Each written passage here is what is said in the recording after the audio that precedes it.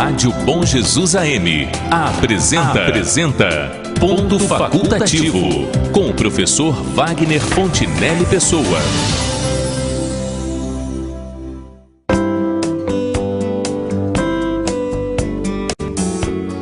Bom dia, senhoras e senhores ouvintes da Rádio Bom Jesus e internautas que nos acompanham pelo nosso aplicativo para dispositivos móveis ou pelo nosso site em Rádio Bom Jesus RJ ou Rádio Bom Jesus 1170. A questão de hoje é a seguinte: onde estão as raízes e quais serão os frutos dessa árvore que é chamada de greve dos caminhoneiros? Primeiro vamos recapitular, depois analisar essa crise tremenda que o país viveu e suportou com a paralisação nacional dos caminhoneiros. O que foi isso e de onde é que isso veio? E, não menos importante, quais serão as consequências e desdobramentos que devemos esperar dessa situação crítica? A paralisação da atividade dos caminhoneiros, que muitos chamam inadequadamente de greve, não começou em 2018 e nem é o resultado da política para o setor de transportes de um único governo. Na verdade, quase todos eles, de algumas décadas para cá, contribuíram para que o Brasil chegasse à situação aguda a que chegou nessa área. Há quem queira estabelecer o ponto de partida para a formação desse momento crítico, ainda no governo do presidente Juscelino Kubitschek, pelo fato de ter sido ele o presidente que ampliou de forma expressiva a malha rodoviária do Brasil, transferindo uma grande parcela do transporte de cargas do país dos trens para os caminhões e carretas. Mas isto, não resta dúvida, é um exagero. Talvez possamos, de maneira razoável, identificar o momento inicial dessa sequência de decisões equivocadas em relação à política de transporte naqueles governos brasileiros correspondentes ao período do regime militar. Porque foi ali que, de maneira deliberada, o país começou a substituir o modal ferroviário pelo modal rodoviário, ao contrário da tendência mundial, que era a de investir em ferrovias. No período da chamada Nova República, que sucedeu ao da ditadura militar, o governo Sarney chegou a lançar um projeto para a integração ferroviária do país, o da Ferrovia Norte-Sul, previsto para ir do Maranhão ao Rio Grande, cuja execução foi abandonada e não passou de uns poucos quilômetros construídos, enquanto o país se afundava numa hiperinflação de 1.700% no último ano dessa gestão. As administrações Collor, Itamar Franco e FHC passaram ao largo dessa questão sem estabelecerem qualquer estratégia em relação a ela, enquanto o transporte rodoviário onerava o custo de produtos e mercadorias para os brasileiros. E os governos petistas cometeram dois erros estratégicos. O primeiro foi o PSI, Programa de Sustentação do Investimento em 2009, que proporcionou a renovação e o aumento da frota por meio de crédito subsidiado, juros de 7% ao ano e até 8 anos para quitar a dívida. O número de caminhões aumentou 83% entre 2012 e 2015, enquanto a frota crescia cerca de 5% ao ano entre 2008 e 2014. O PIB do setor aumentou somente 2,4% nesse período, criando um excesso de 288 mil caminhões nas estradas brasileiras. Por conta disso, o preço do frete caiu 2,9% ao ano e os caminhoneiros acumularam 50 bilhões de dívidas com o BNDES. O segundo erro estratégico desse período foi manter o preço dos combustíveis contido artificialmente por um tempo muito superior ao que as regras do mercado poderiam suportar. E, finalmente, chegamos agora na gestão Temer à política avassaladora de reajustes diários, justificada perante os consumidores por fatores de veracidade discutível. Uma política de reajuste de preços que acabaria por sufocar as empresas e os profissionais autônomos desse segmento da economia, o do transporte. Pois é sobre isto que conversaremos nesta edição do programa. E hoje quem volta a nos brindar com a sua presença na bancada de entrevistas da Rádio Bom Jesus é um convidado que sempre abrilhanta e aprofunda a conversa aqui neste espaço, quando aceita compartilhar comigo o horário do ponto facultativo. Trata-se do profissional que admiro e amigo que estimo, Dr. Felipe Nogueira Alves da Silva, que é um jurista, advogado, professor da Faculdade Metropolitana São Carlos, em Bom Jesus do Itabapuana, na qual também exerce as funções de subcoordenador do curso de Direito. No comando do Show da Manhã e retaguarda técnica deste programa está o meu parceiro, radialista Alexander Sullivan. Bom dia, meu prezado doutor Felipe. É um prazer recebê-lo uma vez mais aqui no Ponto Facultativo e seja muito bem-vindo. Bom dia, Wagner. Bom dia, ouvintes. E quem me brinda com a companhia é sempre você. E mais uma vez é um prazer enorme estar aqui aceitando esse convite. Muito obrigado. Como os ouvintes devem ter percebido pelas palavras de introdução a este programa, doutor Felipe, e espero que tenham percebido sim, o propósito da nossa entrevista de hoje não é estabelecer a culpa pelo problema ter chegado até o ponto que chegou. Embora possamos, no curso da conversa, indicar a quem caiba a responsabilidade específica por isto ou por aquilo. Mas o nosso objetivo primordial é traçar um quadro da situação e das perspectivas ou desdobramentos que poderemos esperar desse movimento de paralisação dos caminhoneiros para que este assunto fique bem compreendido. E então vamos começar pelo seguinte. Doutor Felipe, esse movimento de paralisação que os caminhoneiros alastraram pelo país, vamos dizer assim, foi o que afinal? Foi uma greve, uma paralisação articulada da categoria ou aquilo que se convencionou chamar de lockout? Wagner, cabe aí para a paralisação e para a greve os conceitos do direito do trabalho precisos aos institutos. Greve não é, porque a greve obrigatoriamente passa por um sindicato constituído e devidamente inscrito junto ao Ministério do Trabalho. E não houve a figura do sindicato que pudesse então dar legitimidade ao movimento enquanto greve. Tanto a Constituição da República, no artigo 9º, quanto a Lei 7783 de 89, que é a lei de greve, que regulamenta o direito constitucional de greve, são claras as disposições no sentido de impor a presença do sindicato. Então deve haver uma entidade sindical, seja um sindicato, uma federação sindical, que venha a instrumentalizar o movimento enquanto greve. Então tem etapas, tem requisitos para que uma categoria profissional entre em greve, ela tem que cumprir esses requisitos. Tem que ter uma assembleia com esse objetivo para que a maioria tenha concordância pela greve. Deve haver o anúncio desse movimento para os empregadores daquela categoria e também para a sociedade, além de outros requisitos que devem ser cumpridos para que isso tenha legitimidade. E ainda há a possibilidade tanto dos trabalhadores quanto dos empregadores dessa categoria em greve, quanto até do Ministério Público do Trabalho, de ingressar na Justiça do Trabalho com litígio coletivo para discutir a legitimidade, a legalidade dessa greve. Nada disso pode ser verificado, haja vista não haver um sindicato que instrumentalizasse esse movimento. Paralisação também não pode ser.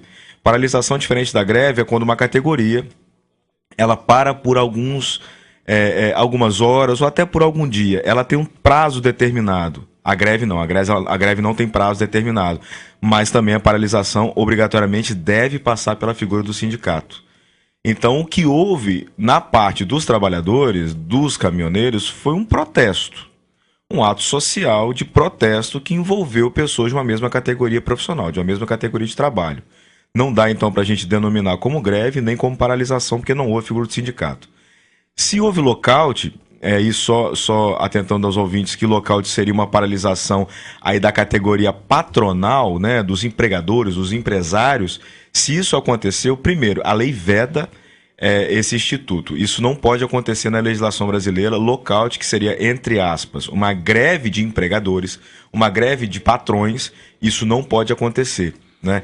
Se isso aconteceu, e há indícios fortes que isso aconteceu, pois existem inquéritos na Polícia Federal justamente investigando empresários que tenham se movimentado no sentido de obrigar os seus empregados, os seus caminhoneiros a pararem, isso é uma ilegalidade existe sim essa figura nesse movimento e isso deve ser apurado pelas autoridades. Tá, olha aqui uma coisa.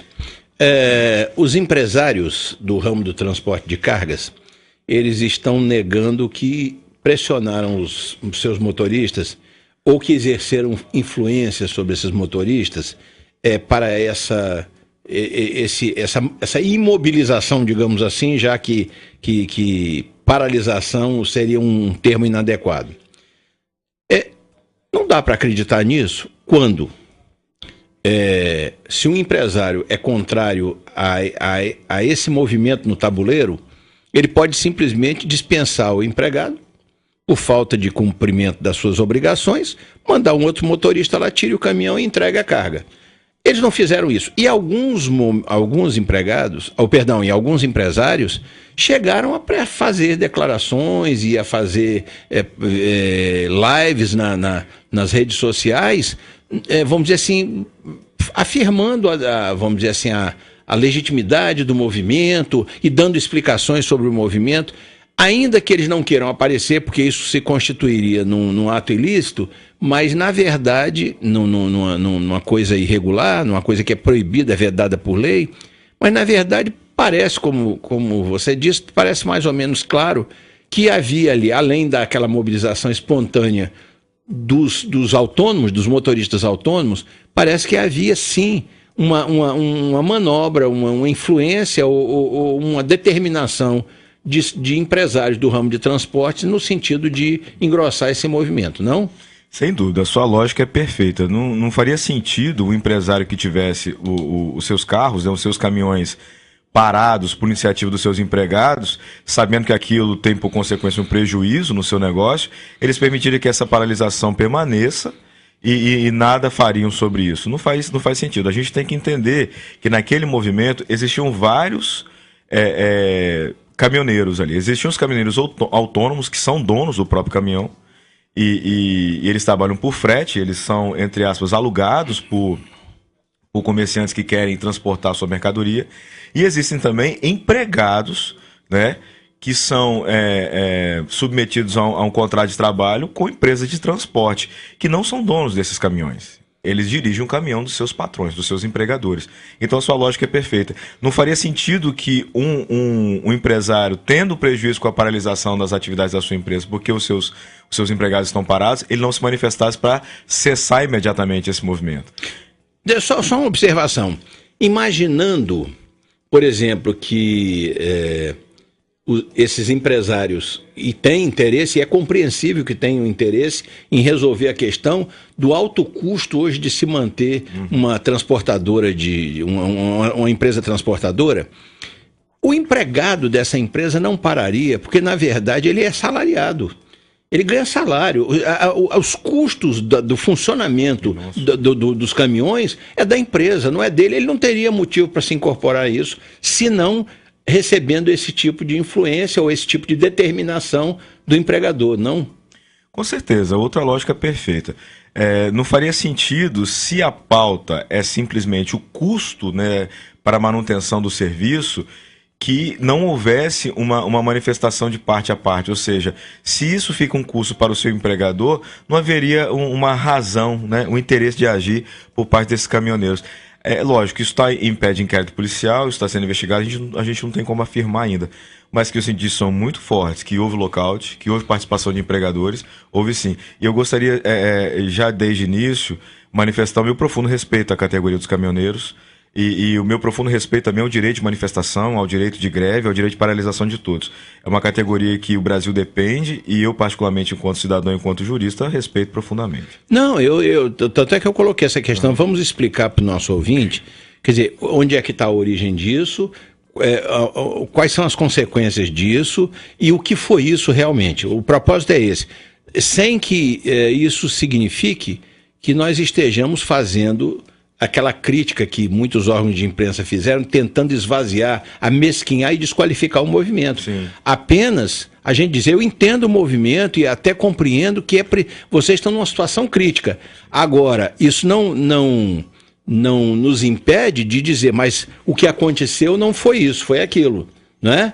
Por exemplo, uma das dificuldades para as negociações inclusive com o governo, que chegou a fazer uma primeira negociação e anunciar com um certo assodamento, com uma certa pressa, que a questão tinha sido equacionada, é porque as lideranças desse movimento, elas são difusas. Elas não são muito nítidas. Então, o que acontece? Não há nesse grupo de profissionais que se envolveram com essa paralisação, que são os profissionais do volante, não havia não havia unidade de liderança, não havia unidade de comando, como você bem explicou.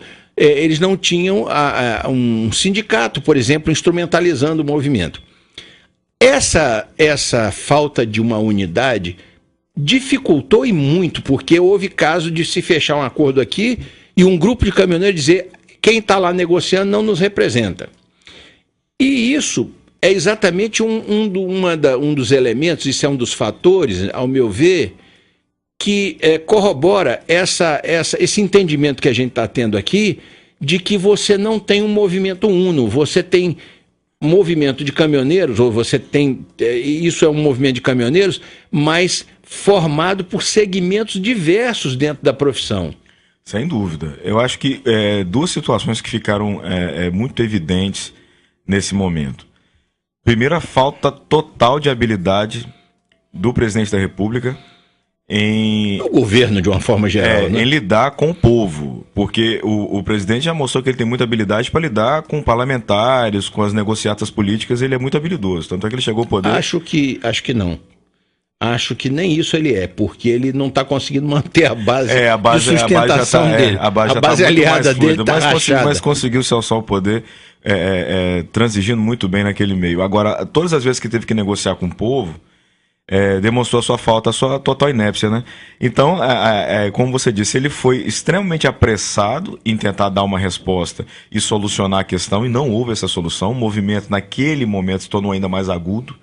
Foi aquela situação que a gente viu mesmo, percebeu no nosso dia a dia a consequência do movimento.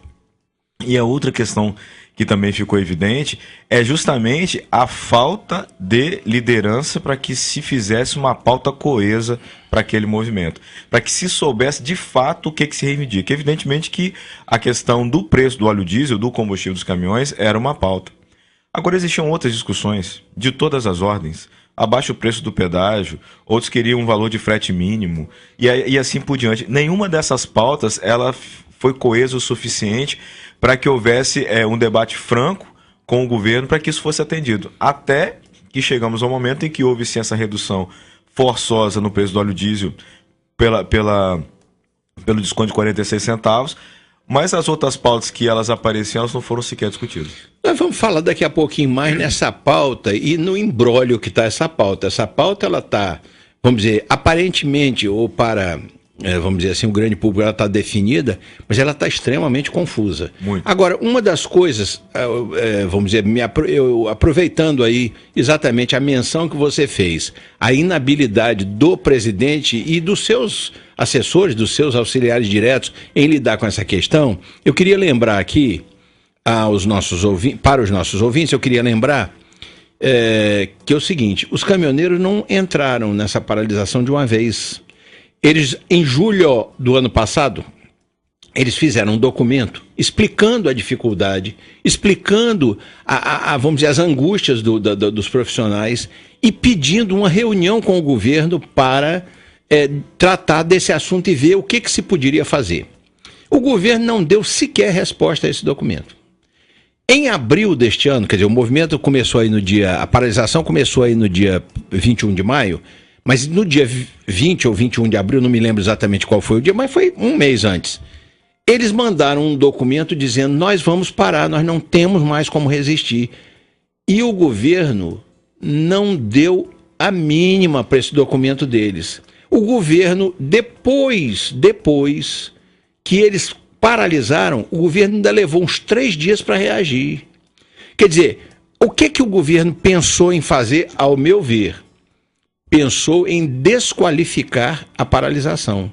Ou seja, além de tudo, uma incapacidade enorme vamos dizer, da equipe, vamos dizer, do governo, de perceber o potencial que essa categoria tinha de parar esse país.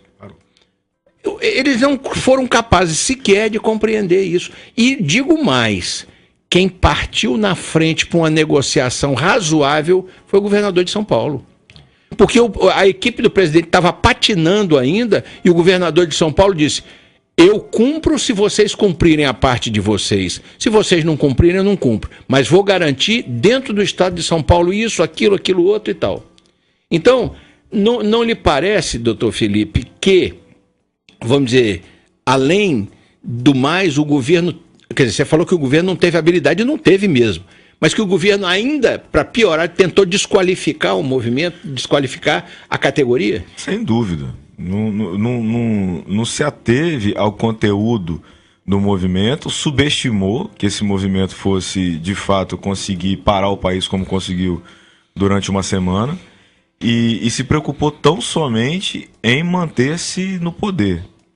Não houve uma movimentação expressiva do governo até que começou-se a ter uma pauta de fora Temer já mais, digamos assim, engordada por outros setores da sociedade. Então houve sim, não só houve a tentativa de desqualificação, como se subestimou a força do movimento.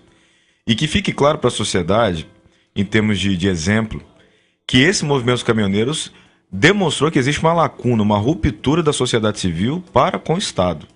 E isso, se tornar uma praxe, isso destabiliza o Estado de uma forma que a gente não imagina. Foi sim uma desobediência civil por parte dos caminhoneiros, porque houve acordos, 2 acordos iniciais que não foram levados adiante, né? Que não foram aceitos, e em que pese esses acordos anunciados na imprensa de forma oficial pelo próprio presidente da República, a categoria se manteve inerte. A paralisação, ou seja, o movimento se manteve. Então houve desobediência civil, houve uma ruptura dessa relação de poder, o que é gravíssimo, porque a gente não sabe que consequências isso pode ter. Hoje nós temos uma categoria essencial para o funcionamento do país que, dentro dessa ruptura, decidiu que não vai mais obedecer às determinações do Estado. Se outras entrarem nessa situação, pelo menos de total desestabilização, de representatividade política, enfim, dessa relação de poder do Estado com a sociedade, se isso vira uma praxe dentro da sociedade civil, se movimentos eclodem nesse sentido da desobediência civil, a gente pode estar diante de um caos muito maior. Tá, agora olha aqui uma coisa. Isso é um fato que pode ser pontuado e deve ser pontuado para mostrar o quanto a situação do país é complicada, porque nós estamos sem governo, nós estamos desgovernados. Sim. Então é o seguinte, quando o governo, depois de todas essas falhas que eu mencionei, de não ligar para documento, de não marcar reunião, de tentar desqualificar o movimento, de esperar 3 dias para poder começar a tentar negociar, quando o governo entendeu que ele estava perdendo a mão mesmo do problema, que tinha perdido, estava perdendo, não que ele tinha perdido, ele tentou então fazer o reverso, ele tentou fazer o contrário, que foi fazer uma média com os caminhoneiros. E aí eu vi uma das coisas mais patéticas e desmoralizantes que eu já vi nos últimos governos. Eles colocaram 2 ministros, um que é um capacho, que é aquele Marum. Aquele Marum é um desqualificado. Não dá para você atribuir nada de qualificação ao Marum. Marum é um capacho, é um serviçal, um sabujo. Ele foi do Eduardo Cunha e agora é do governo. O outro foi o Eliseu Padilha. E o Eliseu Padilha chegou a um ponto, esse dia eu digo, o governo está totalmente desrespeitado, está totalmente, vamos dizer, desmoralizado. O Eliseu Padilha, um dia anunciando esse tal acordo inicial que não foi adiante, porque não representava, vamos dizer, não estavam naquela negociação representados os segmentos todos dos caminhoneiros, o Eliseu Padilha anunciando as medidas. Ele então, lá numa certa altura, o Marum, mas não sei quem, assessor disso, daquilo, numa mesa. Ele aí lembrou que ele precisava prestigiar os caminhoneiros. Aí, olha, vamos chamar, não sei, agora, os caminhoneiros para participarem aqui também. O fulano, o Carlão, o Sabujo, não sei quem, ele deu lá os apelido de caminhoneiro. Deu fulano, Beltrano, não sei quem. Tem um nome, até um nome engraçado que eu esqueci agora. venham para cá, mas não tinha cadeira para todo mundo. Aí ele chamou as autoridades, vamos ficar de pé para caber todo mundo aqui. Quer dizer, ele terminou de anunciar o acordo em pé para poder botar os caminhoneiros juntos ali, porque ele não tinha cadeira e ele não podia ficar sentado e o caminhoneiro em pé. Então, eu digo, o governo está de joelhos. O governo está de joelhos aqui. Constrangedor. Constrangedor. Eu me senti envergonhado de saber que estavam ali naquela posição ridícula 2 ministros do governo, tendo que fazer média, que fazer mesura, não é porque fosse caminhoneiro, mas fazer mesura com medo do passo a mais ou a menos que poderia ser dado, que o cara ia ficar sem, vamos dizer assim, ia ficar ali insatisfeito porque não foi prestigiado, isso e aquilo. Vem fulano, vem o nego, vem não sei o quê, deu lá os apelidos que eles usam entre eles. Agora, comparando esse episódio com aquele movimento também que foi para as ruas e tal, esse de 2018, comparando com aquelas manifestações de 2013, que semelhanças ou diferenças, meu amigo, você observa entre aquelas manifestações de 2013 e esse movimento agora de 2018? Você vê algum ponto de convergência ou apenas diferenças entre os dois movimentos? Não, existem pontos de convergência. Eu até analiso as manifestações de 2013 como um movimento que ainda não se encerrou.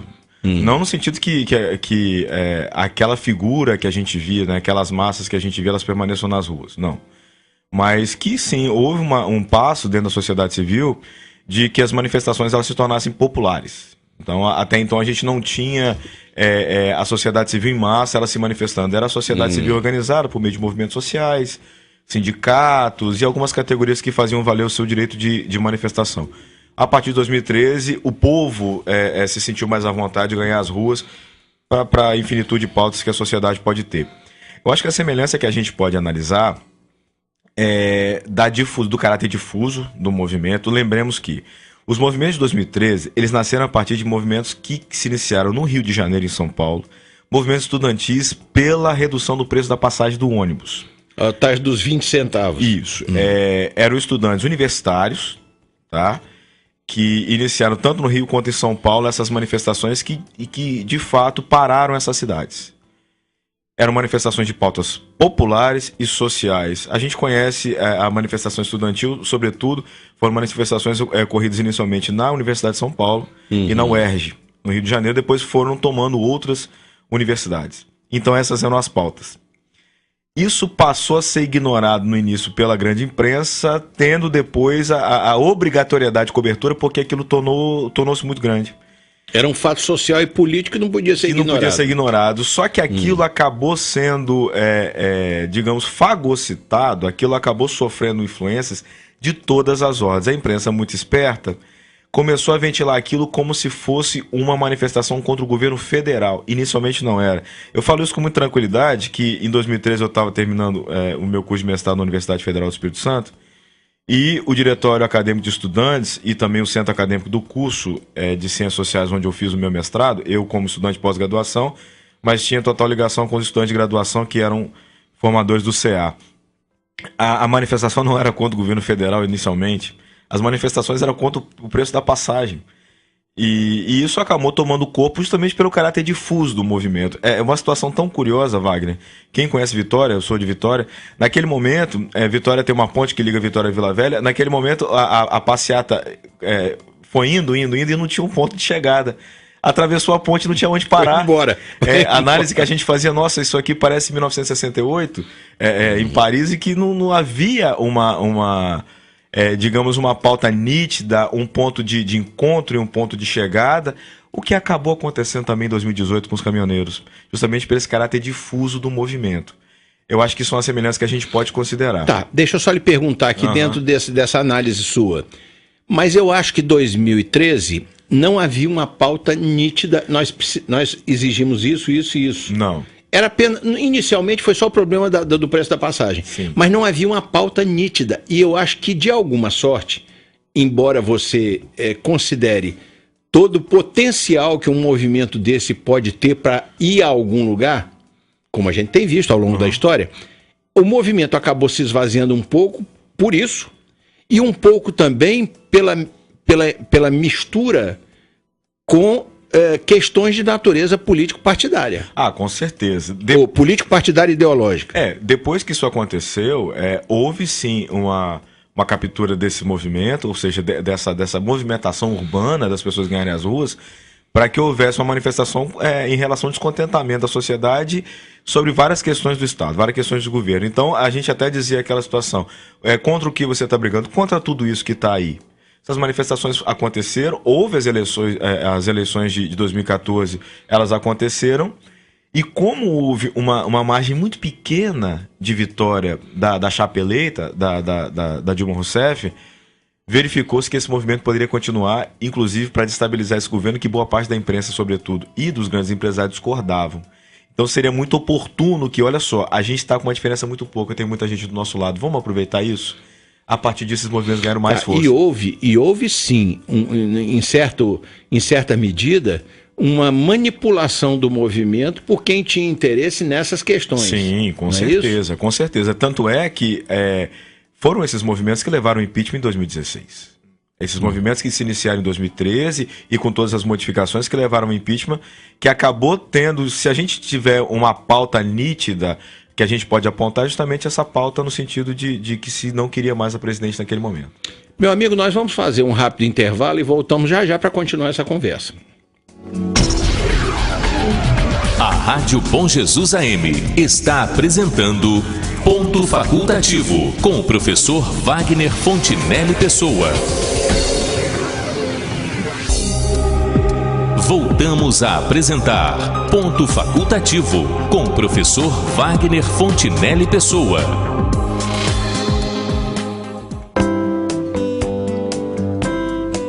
Estamos de volta com o Ponto Facultativo e retomamos a nossa conversa com o advogado Felipe Nogueira Alves da Silva, que, como mencionado em sua apresentação, além de advogado militante, é professor da FAMESC de Bom Jesus do Itabapuana, onde também exerce a função de subcoordenador do curso de Direito.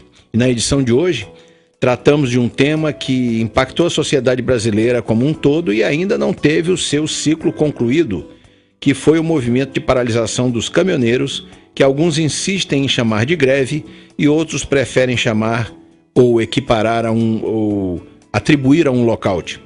Ou seja, uma paralisação orquestrada e ordenada pelos próprios empresários do setor, no caso específico, do setor de transporte rodoviário. Muito bem, doutor Felipe, conforme a gente ia conversando, vinha conversando antes, a respeito desse cotejamento entre movimento de 2013 e movimento de 2018, o de 2013 motivado, ou que teve como gatilho, que disparou o movimento, a questão do preço das passagens de ônibus, e esse de 2018, o preço do combustível e outras coisas mais. Muito bem. Agora, há uma tendência, e isso de certa forma, às vezes ajuda e às vezes atrapalha e desvirtua. Há uma tendência para as pessoas nas redes sociais, elas pegarem certos bordões, certas palavras de ordem, né? E começarem a usar aquilo como se aquilo fosse quase que uma obrigação de todo mundo fazer. Eu vou dar um exemplo aqui para os nossos ouvintes se lembrarem.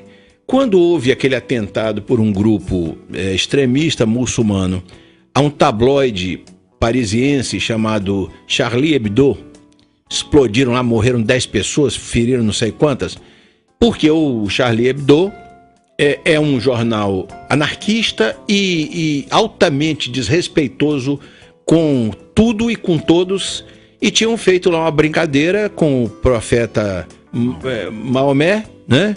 E aí os muçulmanos se sentiram ofendidos, foram lá e explodiram o negócio.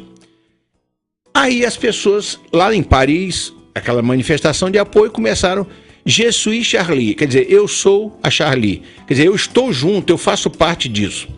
Isso se espalhou pelo mundo todo e daqui a pouco tinha brasileiros que nunca tinha nem ouvido falar em Charlie Hebdo, Je suis Charlie, ou eu sou Charlie e tal. Mais recentemente a gente tem aquele caso da Marielle Franco. Marielle Franco era uma vereadora que muita gente não conhecia, que foi assassinada, esse é um fato conhecido. E aí o pessoal, eu sou Marielle. Olha, eu quero explicar aos ouvintes o seguinte, ainda que eu lamente um atentado terrorista, ainda que eu ache que isso não é forma de se resolver as coisas, eu não sou, e eu escrevi uma matéria sobre isso naquela ocasião, eu não sou a Charlie. Eu não sou a Charlie porque eu não compro a ideia deles de que eles podem desacatar todo mundo. Porque assim como eles desacataram Maomé, eles fizeram uma página de uma forma altamente desrespeitosa aos cristãos depois. Então eu não sou a Charlie. Eles estão, vamos dizer, eles enfrentaram a consequência daquilo que eles fizeram, do desrespeito, vamos dizer assim, quase que do desacato às convicções dos outros. Fizeram com os muçulmanos, fizeram com os cristãos, fizeram com a ministra da Cultura da França, que era uma negra, e que deu lá uma opinião dizendo que a crítica ela devia ter um limite ético, e eles fizeram uma caricatura dela como uma macaca e publicaram a ministra da Cultura da França. Muito bem. O que acontece? Eu não sou a Charlie, eu também não sou a Marielle, lamento pela morte e espero que a coisa seja devidamente apurada, mas eu não sou a Marielle. E agora começou a aparecer aqui na mídia com essa história, eu sou caminhoneiro. Peraí, meu filho, eu não sou caminhoneiro. Eu sou professor, eu sou advogado, mas eu não sou caminhoneiro. Eu posso compreender a causa deles, eu posso, vamos dizer, entender que eles têm motivação, razão e direito a isso, mas eu não vou entrar e vestir a camisa deles porque eu não sou eu. Agora, o que acontece? Esse negócio de não é nem eu sou caminhoneiro, somos todos caminhoneiros. Isso representa o sentimento dos brasileiros em relação ao movimento, ou isso é aquela baboseira de rede social mesmo? Eu acho que deve-se analisar isso de uma forma muito sensível. Existe hoje um afastamento da sociedade sobre a informação em termos de conteúdo. Essa análise que você fez é justamente porque eu não posso pegar um slogan, uma frase pronta e me identificar com aquilo sem saber o que aquilo de fato representa. A análise que você fez por exemplo, do Charlie Hebdo, esse jornal satírico francês que sofreu um atentado em que foram assassinados jornalistas, a sua análise é perfeita no sentido, ok, é uma situação que deve se repudiar, que deve se condenar evidentemente pela violência. Agora, existem situações também que eu devo criticar, que eu devo analisar, enfim, há situações que eu devo saber sobre isso. Eu sempre convoco os meus alunos, enquanto professor, porque eu me acho na obrigação disso, de que se aprofundem sobre as informações, verifiquem o conteúdo e as origens, quem está escrevendo aquilo, o porquê daquela forma, para que se possa, de fato, se aderir ou não ao movimento, concordar ou não, expressar uma opinião. E isso é extremamente importante na sociedade hoje para que as adesões a movimentos sociais, a atos políticos, elas tenham de fato conteúdo. Porque as pessoas hoje elas estão muito apegadas às questões, digamos, imagéticas ou imediatas, que parece que existe uma dificuldade para que elas venham se aprofundar nas informações. Então, esse slogan, somos todos caminhoneiros, ele pode ter 1000 significados. Se a pessoa quer se dispor a apoiar ou até aderir a um movimento, como foi o caso do movimento dos caminhoneiros da semana passada, isso pode ser feito, como é direito de todos, mas não custa nada que as pessoas se aprofundem no que está sendo reivindicado, qual é a realidade dessas pessoas, o quanto que você apoia ou não, até para que você possa fazer um apoio ou até uma crítica construtiva àquela situação. Meu amigo, eu acho que a única coisa que você pode aderir sem analisar muito é bloco de carnaval.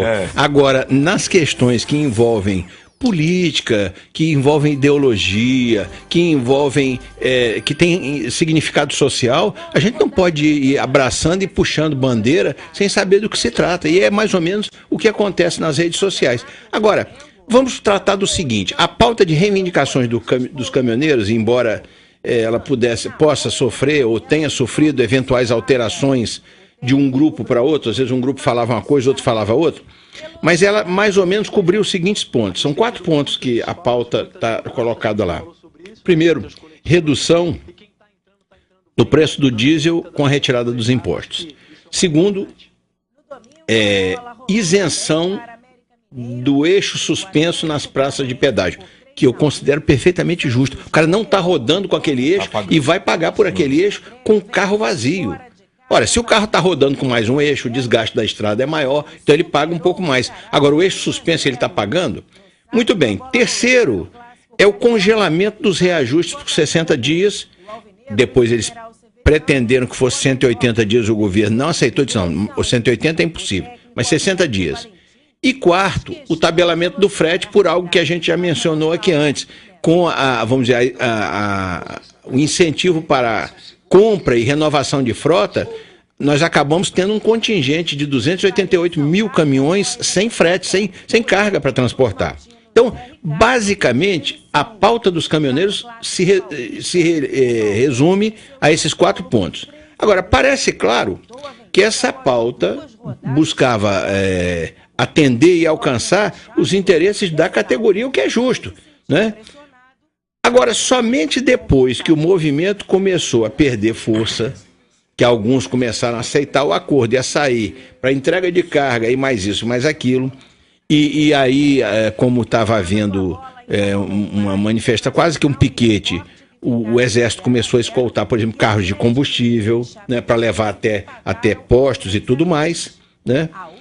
É que alguns grupos de caminhoneiros, só depois disso é que alguns grupos de caminhoneiros começaram a dizer que eles estavam lutando e tinham se sacrificado por toda a sociedade brasileira, no seu modo de entender. É isso mesmo ou a conversa está meio enfeitada aí? Eu não consigo identificar isso como uma luta coletiva. É evidente que todo movimento social, todo ato ou movimentação social, ela vai ter consequências coletivas, mas em termos objetivos, o que a gente teve foi uma luta de categoria, isso muito claro, para situações que eram afetas a essa categoria, como você muito bem dispôs. A questão do valor do óleo diesel, dos pedágios, do frete, que são atinentes especificamente à categoria de caminhoneiros. Justa, porém reduzida a esse contexto. Limitada ao contexto Sim, deles. Não vi uma luta em termos coletivos, não.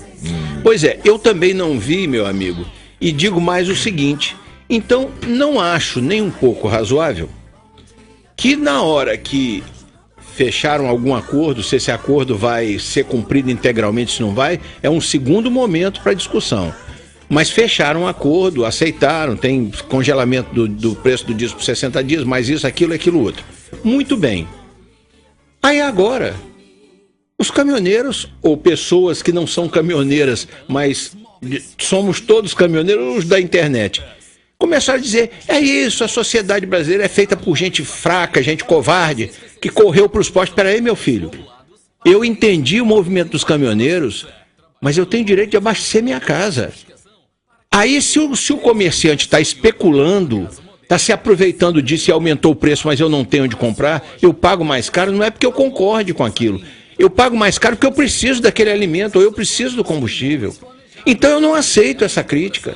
Eu não aceito essa coisa, brasileiro não tem vergonha na cara, é por isso que as coisas aqui não acontecem. Espera um pouquinho, meu filho. A gente não compreendeu, alguém foi lá hostilizar caminhoneiro? Não, nós compreendemos isso. Nós entendemos que eles estavam numa causa justa. Agora, daí eles quererem que agora que voltou, eu então não vou abastecer meu carro. Vou pressionar agora o sistema, não vou abastecer, não compro em supermercado, não ponho comida na mesa. Isso aí não é uma coisa razoável? Isso não é uma coisa razoável. Então eu pergunto o seguinte,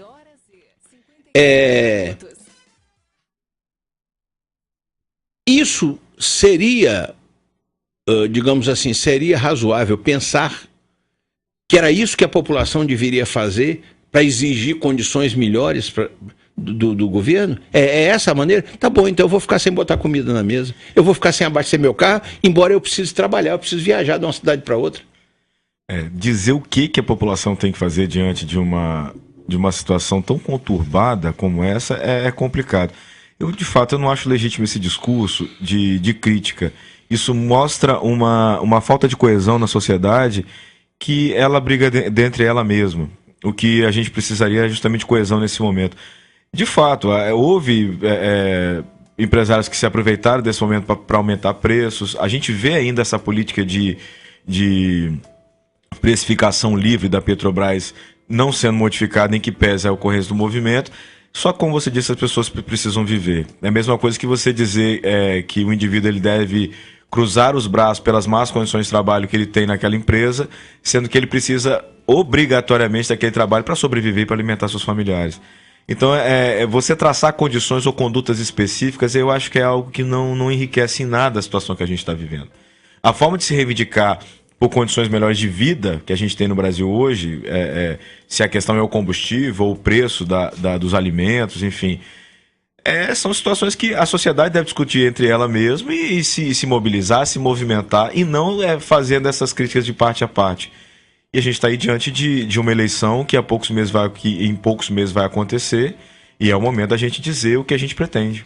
Doutor Felipe, e tem uma coisa aí que a gente precisa considerar, e que de certa forma foi uma coisa que também dificultou, e ainda de certa forma dificulta, a saída dos caminhoneiros mediante um acordo dessa paralisação de forma integral. É que durante algum tempo, sindicatos ou grupos políticos ou políticos individualmente tentaram se aproveitar, como sempre tentam se aproveitar de qualquer mobilização social. Tentaram se aproveitar e foram rechaçados pelos caminhoneiros. Uhum. Eles foram rechaçados, os caminhoneiros não aceitaram isso, e isso foi, ao meu ver, foi uma das coisas que fez com que a sociedade tivesse simpatia pelo movimento. Não havia nenhum político, ou grupo político, ou sindicato explorando política e ideologicamente aquilo ali. Foi bem por isso, quer dizer, a sociedade, de certa forma, apoiou e compreendeu por isso. Agora, nessa reta final, como alguns já estavam saindo mesmo, tinham fechado o acordo e tal, o que me parece é que esses grupos que tentam se aproveitar são parasitas, vamos dizer, daquilo que os outros fazem. Tentam se aproveitar de tudo. Você vai lá numa manifestação qualquer, por uma coisa qualquer, o sujeito aparece com bandeira de partido, aparece com cartaz, aparece... Quer dizer, não é o caso. Aquilo é uma coisa e a sua movimentação política, a sua campanha é outra coisa. E eu percebi, e acho que o doutor também acompanhou isso, que nesse final houve isso. E mais, eu digo, não é de um lado só não, é de vários lados. Sim. Eu vi lá, no final, o pessoal Lula livre, fora Temer e intervenção militar já. Quer dizer, são coisas diametralmente opostas. Eu acho que nem intervenção militar, nem fora Temer, nem Lula livre caberiam naquele movimento. Acho que, de certa forma, isso é que desorganizou a saída do movimento. Eles podiam ter saído e passado a discutir o quê? A efetividade daquilo que foi assumido como compromisso pelo governo. Sabe por que eu digo isso, doutor? Porque eu acho que há coisas que o governo vai ter dificuldade de cumprir. O governo se comprometeu com certas coisas. Por exemplo, você tem uma parte dos combustíveis que é ICMS. ICMS é dos estados. O governo federal não pode se comprometer. Quem se comprometeu? Primeiramente, o estado de São Paulo, deixou claro isso, que ele reduzia a tributação para poder baixar o preço. Segundo, o governo, alguns governos estaduais, eu vejo no noticiário pela manhã hoje, outros governos, alguns poucos governos, concordaram também em fazer a sua parte. Mas tem estado que não vai reduzir o ICMS. Então você acenou com uma redução no preço do combustível, mas tem o seguinte, por exemplo, no óleo diesel entra biodiesel na composição. E o biodiesel não teve redução no preço. Por isso é que o governo disse até 46 centavos. Até 46, porque ele não tem garantia de que serão os 46. Por outro lado, eu ouço uma declaração de um presidente da Associação, da Federação dos Distribuidores de Combustíveis Lubrificantes. O cara diz, não, o governo... O preço não é tabelado, não. O governo estabelece, mas o governo concedeu lá na fonte com a obrigação disso ir até a bomba, porque isso foi uma exigência deles, com a condição disso ir até a bomba. Mas já ouvi declaração que não, que o governo não tem combustível tabelado. Ele não pode dizer por quanto você vai vender, ele pode dizer por quanto entrega a você. E não é isso que os caminhoneiros querem. E por derradeiro, nesse raciocínio aí em relação a isso, é o seguinte,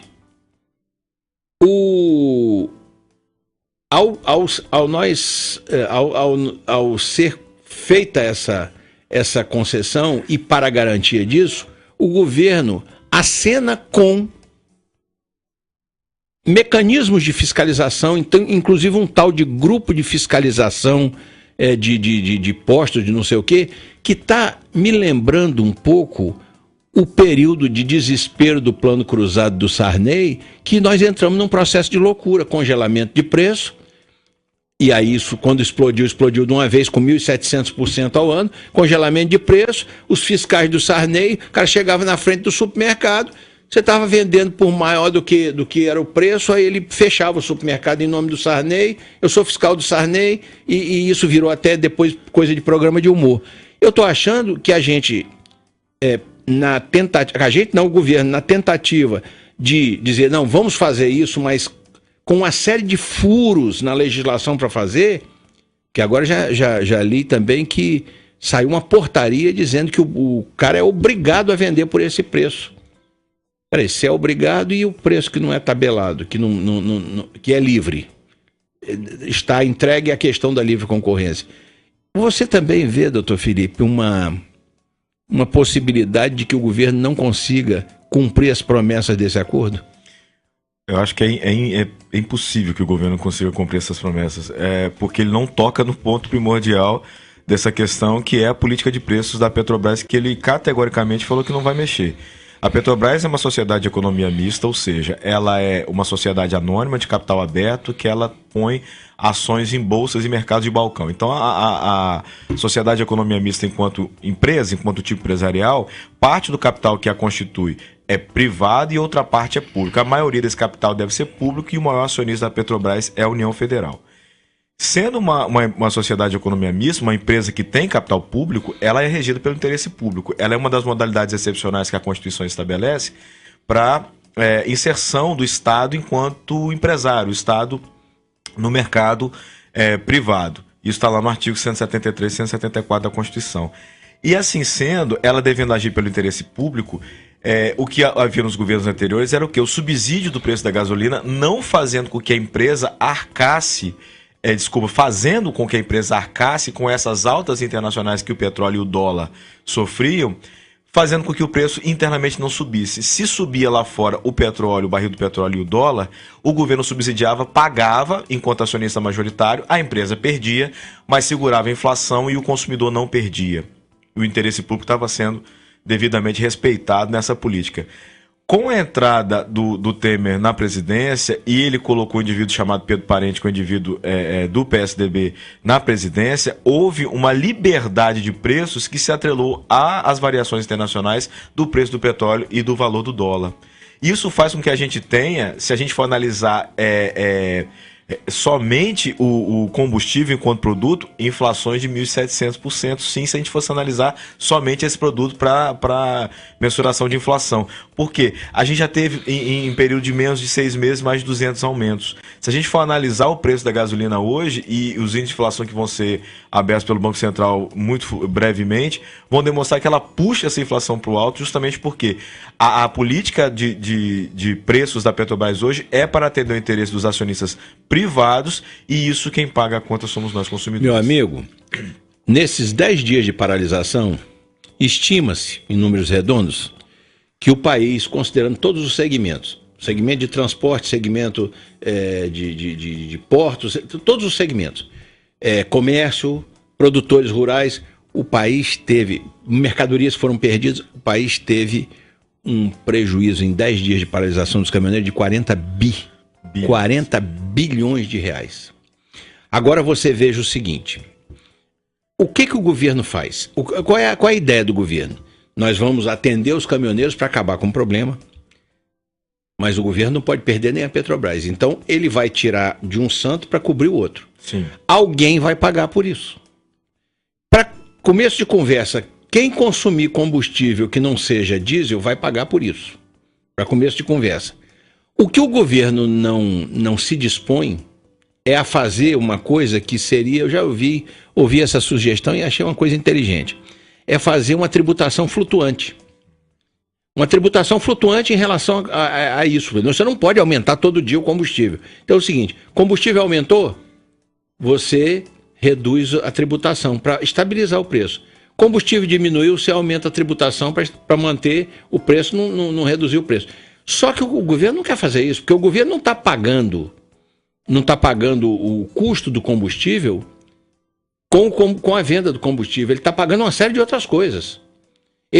A tributação que o governo faz sobre tudo, sobre o produto que se compra, sobre a comida que se come, sobre o combustível que se utiliza, sobre a energia elétrica que a gente usa, tudo que o governo arrecada vai para um caixa único e ali ele vai acertar a vida dele. Ninguém, absolutamente ninguém fala em enxugar a máquina do Estado. Ninguém fala. Aí o que eu lhe pergunto é o seguinte,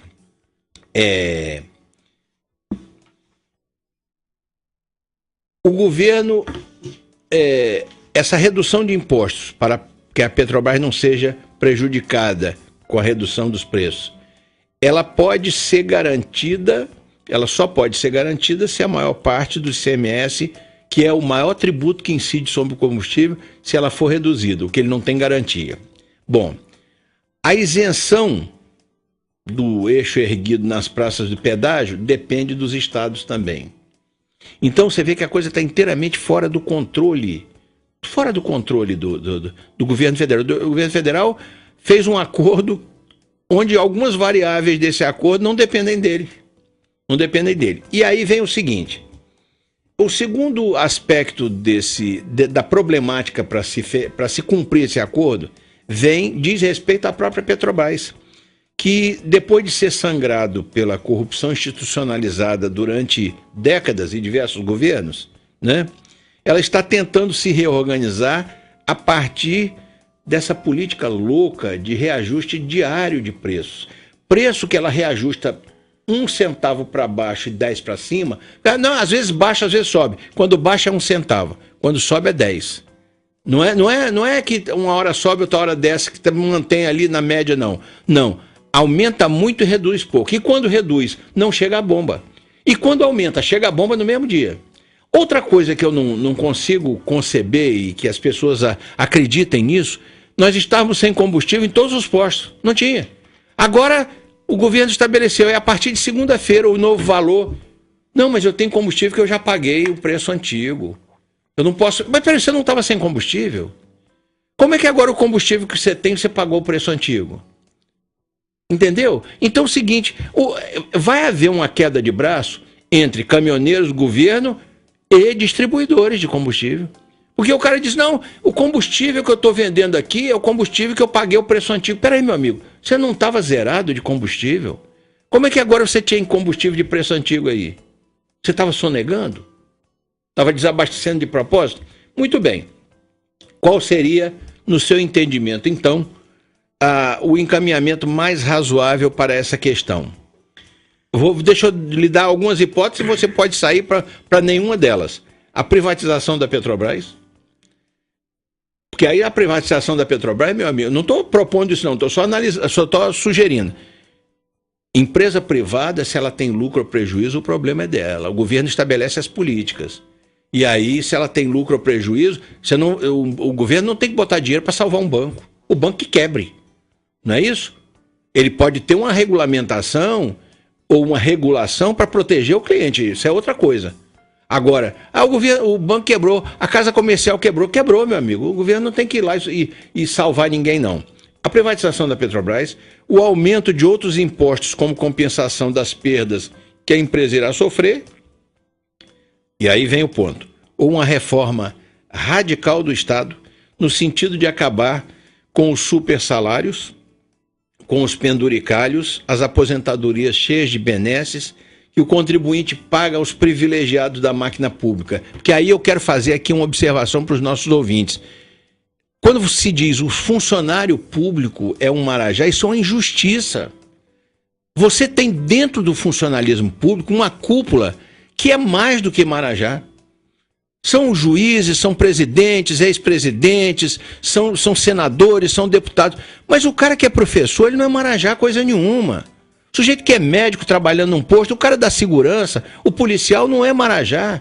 Marajá é esse topo da cadeia, da pirâmide do serviço público. Então é o seguinte, ainda hoje, com toda essa crise, os tribunais superiores aprovaram um aumento do auxílio alimentação e um aumento do auxílio educacional pré-escolar.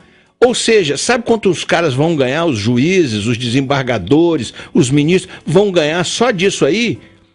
Fora salário, penduricalho, avião, tudo que eles tiverem. Eles vão ganhar R$ 1.700 com o aumento só desses 2 itens. Auxílio alimentação. Agora, deixa estar que dentro dos tribunais você tem refeitórios, onde os juízes não pagam nada, você tem creches no Poder Judiciário e o cara ganha o auxílio. Agora, qual é a sua opinião sobre a possibilidade da gente poder equacionar essa coisa da Petrobras? Nós vamos realmente botar um paradeiro nisso, vender, privatizar a Petrobras, aumentar outros impostos para compensar, ou vamos enxugar a máquina do Estado? Como é que é isso? Desestatização, privatização de forma alguma. Sou totalmente contra, de forma alguma. É um patrimônio nacional. Qualquer nação que tenha a pretensão de se desenvolver, ela jamais vende suas riquezas minerais, suas energias e suas águas. Então, eu particularmente sou contra a privatização da Petrobras e acho que é um patrimônio nacional. A gente deve brigar pela Petrobras. Peraí, vou embarcar na sua observação. E quebra do monopólio? Porque isso é outra coisa que nos amarra. Não acho também que deve ser quebrada. Já houve uma emenda constitucional que autorizou a não participação obrigatória da Petrobras na extração e no refino, certo? Eu acho que deve ser monopólio da União, sim, justamente pela natureza desse objeto, dessa riqueza mineral.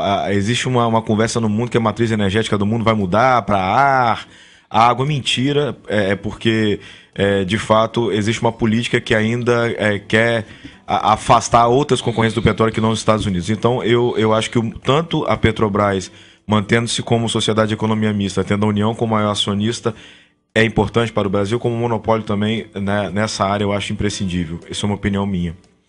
A questão da reforma do Estado, ela é obrigatória, ela é urgente. A gente não produz no Brasil para manter salário de R$50 mil de um magistrado de início de carreira. A gente não tem condição. O Brasil não produz para isso. Alguém paga essa conta. Quem paga? Somos nós que pagamos essa conta. É o cara de salário mínimo, é você, sou eu. Exatamente. Porque essa reforma do Estado ela é imprescindível. Isso não só para a questão do combustível, mas para todas as questões de prestação de serviço público, que a gente hoje tem uma carência muito grande, justamente porque existem esses, digamos, tecnoburocratas, que são servidores públicos de altíssimo escalão, que estão numa faixa, digamos assim, dourado, até de diamante da sociedade brasileira, que está totalmente descolada do restante da sociedade. E, para a gente finalizar a questão do combustível essencialmente, eu creio e eu bato mais uma vez na tecla, deve-se analisar a Petrobras enquanto sociedade de economia mista em regimento pelo interesse público. Deve sim fazer com que os acionistas eles percam, no sentido de que havendo subsídio para que não haja essa volatilidade de preço, esse descontrole nos preços. Rapidamente a gente pode pegar o exemplo de São Paulo, que há alguns anos viveu aí uma seca terrível. Por quê? A Sabesp, que é uma empresa pública, uma sociedade de economia mista do estado de São Paulo, ela tem ações em bolsa, então ela tem investimentos, tem investidores, tem acionistas privados. O que o governo de São Paulo fez durante anos? Tudo que se colocava na Sabesp era para felicitar, para garantir o lucro desses acionistas, e não se investiu em nada de estrutura da Sabesp. São Paulo viveu um momento de estiagem? Viveu, mas nem se compara a estiagem que vive capitais do Nordeste, e essas capitais não sofreram com seca. Por que São Paulo sofreu com seca? Porque o estado de São Paulo deu muito mais benefícios aos acionistas da Sabesp, não investindo no interesse público, que era o quê? Da estrutura para que a Sabesp pudesse funcionar, e houve uma seca generalizada por quase 2 anos dentro do estado de São Paulo, principalmente na cidade de São Paulo. A gente pode ter problemas na Petrobras, porque a intenção do governo atual é dar garantias, benefícios, lucratividade aos acionistas privados dessa empresa, deixando o interesse público, que é aquilo que a gente precisa desse petróleo, desses derivados, enfim, para a gente sobreviver, de lado, e quem está sofrendo com isso, mais uma vez, é a população. Tá, e de qualquer forma eu quero observar, respeitando sua opinião, sim, que essa coisa de monopólio é uma coisa de poucos países. Por exemplo, os países da Europa, os Estados Unidos, eles não têm monopólio. Eles podem ter vamos dizer, o controle disso e tudo mais, mas não tem monopólio. São um grupo enorme de empresas que estão trabalhando em exploração, em pesquisa e tal de petróleo. Todas norte-americanas. Eles só autorizam que esse tipo de serviço sejam feitos por empresas norte-americanas. certo? Tá então bom, são empresas nacionais. Então tá deles. certo. Uhum. Então tá certo. Então a gente pode, quem sabe, convidar o Odebrecht, a Camargo Correia. São empresas nacionais. Bom, eu gostaria de concluir então com uma pergunta que sai inteiramente fora disso, mas que pode ser um resultado disso aí. O Henrique Meirelles já não tinha, no meu modo de entender, grandes possibilidades de chegar a nem mesmo a um segundo turno. Primeiro, porque ele não é carismático. Segundo, porque ele é um sujeito de empresa privada que tentou atacar a aposentadoria, mas ele tem uma aposentadoria de R$200 mil por mês. Terceiro, porque aquele discurso dele não convence. E quarto, porque realmente a gente vê agora que essa política também vem um pouco da gestão dele que resulta nisso aí. Agora, essa crise acabou de enterrar as pretensões dele no seu modo de entender? Olha, cenário eleitoral, ele se define muito bem, digamos aí, nos últimos um mês em relação à eleição. Vai ter uma gama grande de candidatos e provavelmente o governo atual ele vai trazer a sua chapa própria e provavelmente o ministro Meirelles pode compor. Particularmente, isso foi um tiro no pé, sim. Eu acho que isso compromete a candidatura em termos de popularidade e vamos deixar. E desacredita a propalada competência dele na administração, vamos dizer, da econômica do Estado, né? Totalmente. Provas de inépcia, esse governo ele deu muitas. Mas fica aí para a sociedade, dentro dessa democracia que a gente espera consolidada no Brasil, de verificar os candidatos que vão se apresentar da melhor forma que os eleitores entenderem e fazer um voto consciente pensando na coletividade. Se esse senhor vier candidato, fica a critério de cada um escolhê-lo ou rejeitá-lo. E tem também o seguinte, se o MDB está fora do páreo, porque o Meirelles há de ser o candidato do MDB, o PSDB também está fora do páreo, porque o Fernando Henrique, por algum motivo, ele está atirando no Alckmin o tempo todo. Ele tornou a atirar no Alckmin agora, ele já tinha proposto até o Luciano Huck para ser o candidato. Agora ele tornou a atirar no Alckmin, propondo que o Alckmin fosse o vice da Marina. Agora você vê, ele quer destroçar o Alckmin, ele não quer realmente que o PSDB faça o presidente. E está ruim para o PSDB fazer também. Muito bem, eu devo dizer, doutor Felipe, que foi um prazer recebê-lo aqui uma vez mais no Ponto Facultativo para essa agradável conversa e suas didáticas informações, trazendo esclarecimentos importantes para a nossa audiência sobre o tema selecionado para hoje. O tempo já chegou ao final, nós vamos ter que encerrar o programa, mas eu quero agradecer por sua participação na conversa de hoje, do mesmo modo que agradeço ao público ouvinte por sua audiência. Meu caro doutor Felipe, o microfone da Rádio Bom Jesus encontra-se à sua disposição para as despedidas. Wagner, mais uma vez, muito obrigado pelo convite, sempre me honra a sua companhia e de estar aqui falando para os ouvintes, a quem eu também desejo um bom dia, agradeço a audiência e um beijo especial a Aline, minha companheira, e a todos os meus alunos que prestigiam o Ponto Facultativo. Sucesso sempre. Tá ok? Obrigado uma vez mais por sua presença no Ponto Facultativo, que é um espaço semanal dedicado a conversas com pessoas que, por seu saber e experiência, sempre trazem para o nosso público, para os nossos ouvintes, informações importantes sobre assuntos diversos. Um beijo para a Aline também. Um abraço para os parceiros desta emissora e ficam os senhores ouvintes agora com o meu amigo Sullivan para o encerramento do show da manhã. Eu sou Wagner Fontinelli Pessoa e esta é a Rádio Bom Jesus. Até a próxima semana, neste mesmo horário, e tenham todos uma boa terça-feira. A Rádio Bom Jesus apresentou Programa Ponto Facultativo, com o professor Wagner Fontinelli Pessoa.